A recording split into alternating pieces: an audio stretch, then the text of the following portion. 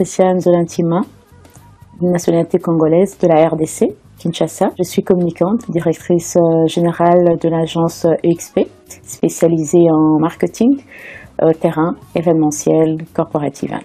Je me considère être une quinoise. J'ai quitté le Congo à 22 ans et demi, après mes études de droit, parce que j'ai eu mon diplôme de droit ici, donc bac plus 5 en droit. Je suis partie par la suite en Afrique du Sud, où j'ai eu à faire une spécialisation en marketing management. Je suis allée au Sénégal. Je fais 4 ans et demi, 5 ans à l'étranger, et par la suite, je suis rentrée au pays. L'une des raisons pour laquelle j'avais choisi Cape Town et pourquoi pas les autres pays en Europe, c'est parce que je voulais être bilingue, une parfaite bilingue. Et ce que je retiens de mon expatriation, c'est qu'une multiplicité de cultures. Je voulais tellement apprendre des autres pour pouvoir apporter ce savoir-faire dans mon pays. Je suis une personne qui est très focalisée sur les valeurs africaines, les valeurs familiales.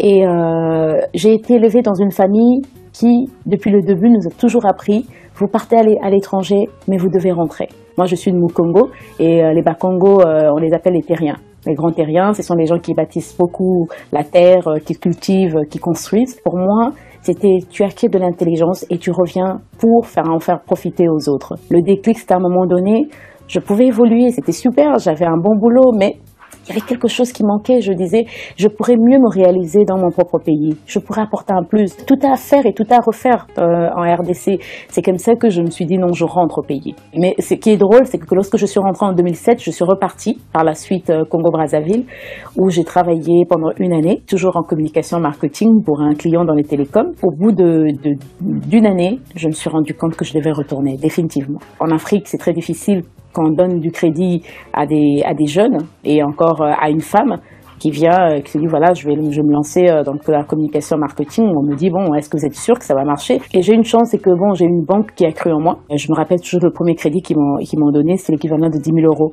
pour pouvoir me lancer. Ça fait 4 ans maintenant que je gère l'agence. Je suis très contente. Je suis contente d'être rentrée au pays. Je suis contente d'avoir suivi mon instinct, d'avoir cru déjà que je pouvais y arriver. J'avais suivi le discours du président Kennedy, qui m'avait beaucoup touchée, la phrase où il disait « Ne demande pas ce que ton pays peut faire pour toi, mais demande ce que toi tu peux faire pour ton pays ». J'ai une vision, j'ai une ambition de pouvoir influencer ma génération, être un modèle d'inspiration. Je relève l'Afrique d'abord par la création d'une association qui s'appelle My Way Network. L'objectif, c'est de pouvoir mettre à niveau l'Afrique par l'investissement des étrangers qui veulent venir investir en Afrique, et aussi par Forbes, où au jour d'aujourd'hui, je suis la responsable commerciale marketing. L'objectif, c'est de pouvoir aussi en même temps détecter les talents africains, francophones, parce que là, il s'agit de Forbes Afrique francophone. Et également par la mise en œuvre d'un projet qui s'appelle les élites de demain. L'objectif, c'est de pouvoir financer les études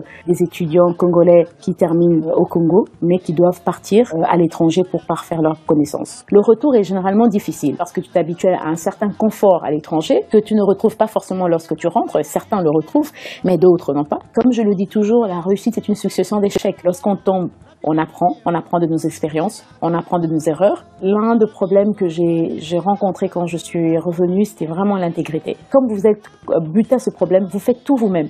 Ça veut dire que vous passez votre temps à refaire les erreurs, vous dites non, je préfère le faire moi-même parce que si je le fais, je suis sûre que ça serait très très bien fait. Parce qu'il y a aussi ce problème de rigueur. Et chez nous, il y a un terme que les gens aiment beaucoup utiliser, écossaise et locoté. C'est en français, ça ne fait rien, c'est pas grave. C'est-à-dire que tu vas voir un menuisier pour qu'il te fasse un meuble, tu dis mais c'est pas possible, c'est pas bien poli, il te dit écossais et locoté. Non, c'est rien, c'est bon madame. Mais toi, c'est pas ce que tu veux.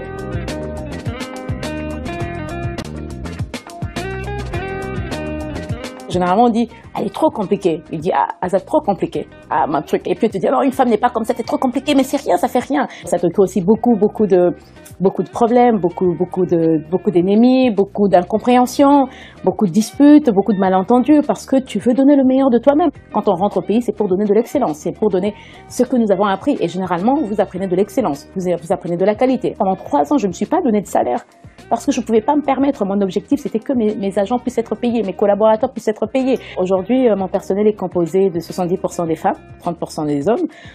J'ai une très très grande confiance aux femmes. Il y a une évolution et je suis contente parce que être jeune femme chef d'entreprise à 35 ans, nous avons commencé avec 5 employés, aujourd'hui on en a 40 et on avait commencé à Kinshasa, aujourd'hui j'ai aussi un autre bureau au niveau de Lubumbashi. Nous travaillons avec des grands clients tels que Orange, Samsung, Canal, voilà, Nestlé et des grandes banques, des banques internationales. Construire des ponts vers le futur et contribuer à l'avancement de l'Afrique, c'était ça qui était important pour moi.